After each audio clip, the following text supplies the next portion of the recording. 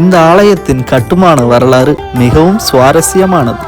1978ஆம் ஆண்டு ஆஸ்திரேலியாவில் வாழ்ந்த ஒரு சிறிய இந்து சமூகம் வேத ஆகம சாஸ்திரங்களுக்கு ஏற்ப ஒரு இந்து ஆலயத்தை கட்ட வேண்டும் என்று கனவோடு ஒன்றிணைந்தனர். அதற்காக அவர்கள் இந்த ஹெலன்ஸ்பர்க் இடத்தை தேர்வு செய்தனர்.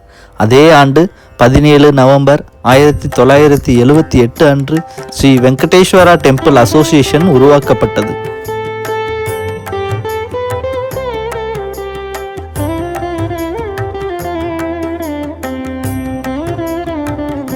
பழமையான இந்து ஆலய கட்டுமான முறைகளில் ஒரு ஆலயம் கட்டுவதற்கு சில முக்கியமான நிபந்தனைகள் இருக்கின்றன.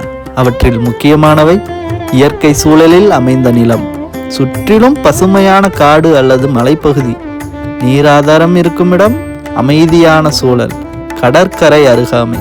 இந்த அனைத்து நிபந்தனைகளையும் இந்த ஹெலன்ஸ்பர்க் இடம் பூர்த்தி செய்தது.